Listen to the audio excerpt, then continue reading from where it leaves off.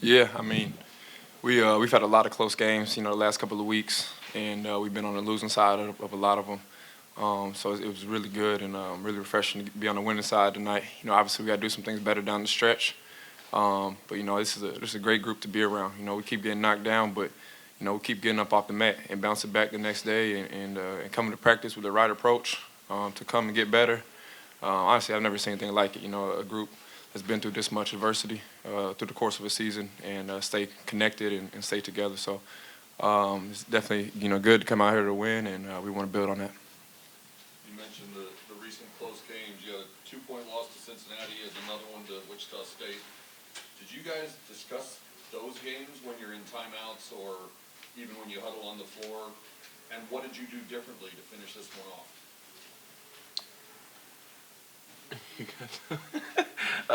Yeah, definitely in timeouts, and then we didn't talk about it. I say we reminded ourselves that we were in a similar situation where we could put the game away, or a shot that we wanted to prevent that we may have not prevented in those games. So it was definitely a frame of reference, but we definitely not trying to harp on those losses, but we do use those as references to not make the same mistake.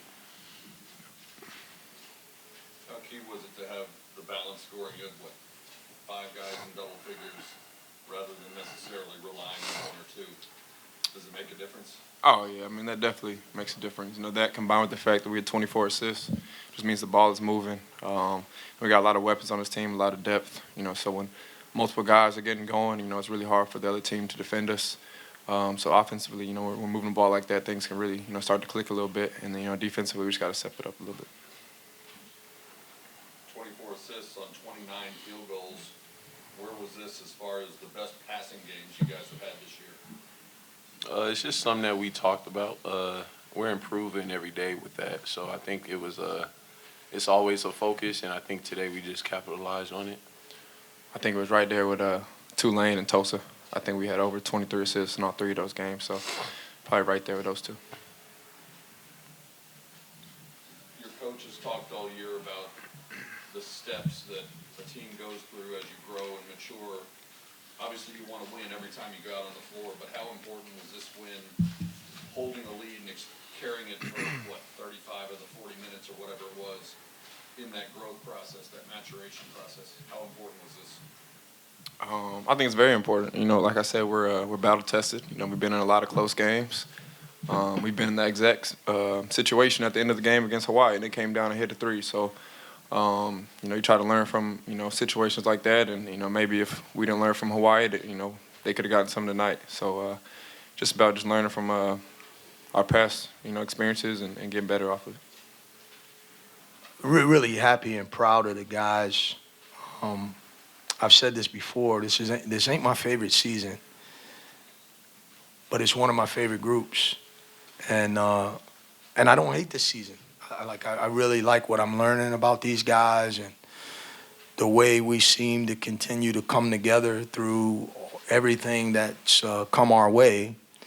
And tonight was a game like several of the games we've had where there's a lot of teachable moments that happen late in the game. The difference is tonight it happened in a win. And so there's still a lot of things we got to get better at. But, when you have adversity and guys hang in there and stay together and maintain a great attitude, at some point you want them to feel the experience that they got right now so that we can continue to grow. And they earned that. They earned this win tonight, and they made it tougher than it needed to be in some spots. But I really am happy for them. And I think, we talk about a lot of phrases. And one of the phrases I mentioned you guys before is a self-fulfilling prophecy. They had never heard that before. And sometimes, you start to say negative things to yourself. Here we go again, or this is going to happen. And then if it happens, you say, see, I told you so. This is a conversation that we've had. And we were even having it in the timeout that you have to challenge those thoughts with positive thoughts and find a way to get things done. And they found a way tonight, and then it gives us an opportunity to continue to improve. You've had, as you said, several close games. Cincinnati and Wichita State with 2-point games. How was the closing out different tonight? The defense was better down the stretch. You know, after Harris had his 23rd point, you know, he didn't score the rest of the way there. We got some key rebounds and some stops, big-time deflection. Even at the end of the game, the play that they were running late, we got a deflection. We just made some plays. We still missed 2 front ends of a 1-and-1 and missed a couple of free throws that could have gave us, you know, a little less anxiety at the end of the game. But still, there's a lot of ways to win it, you know, and we found a way.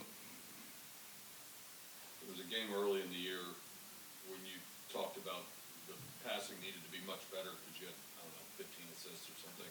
Tonight you have 25. Where's the improvement coming from in the passing? You have 25 on 29 field goals tonight. Yeah, and we've done that more and more of late.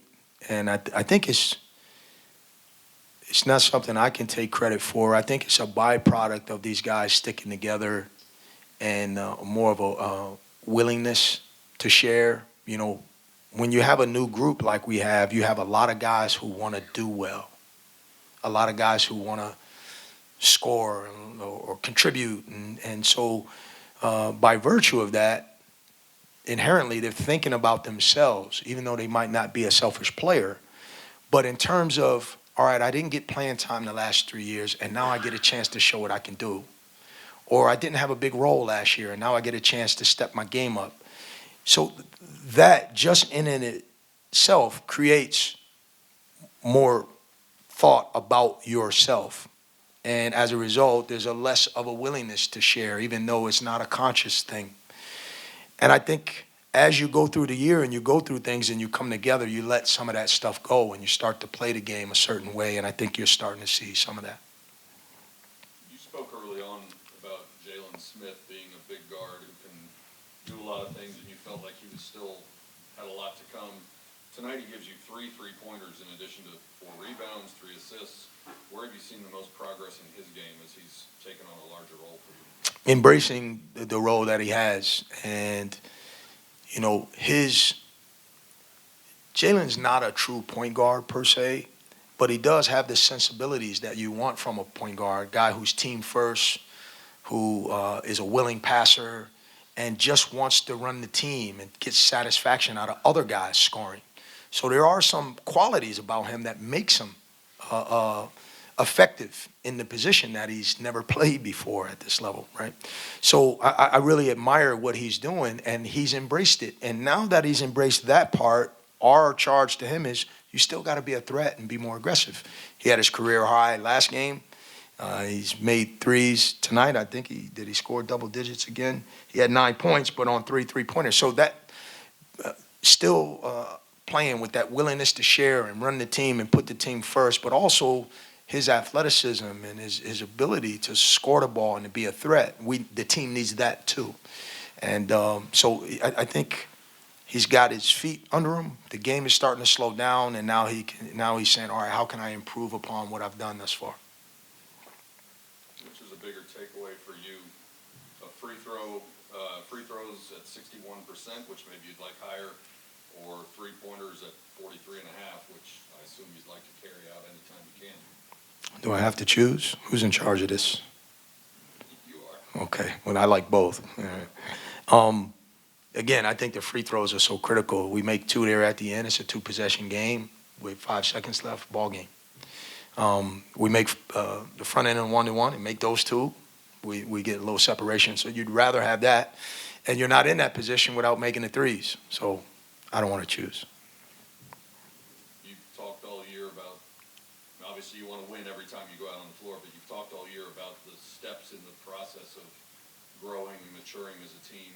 And given some of the recent results, how important is this beyond just a win, but in terms of the learning process, the maturation process of this team to hang on and get a close win like this? Yeah, I think there comes a point where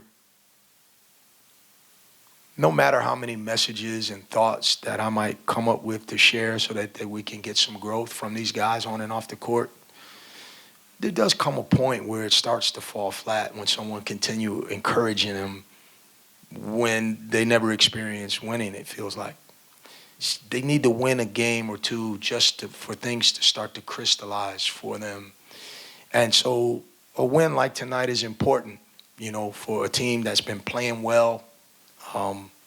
They just lost an overtime game, and they've got some good players. They got a guy who's one of the leading scorers in the league, and so it's not an easy game. They need a win. We need a win. So you got two determined teams, and for us to find a way to get a win is really critical for us. And I definitely think it's something that we will build on.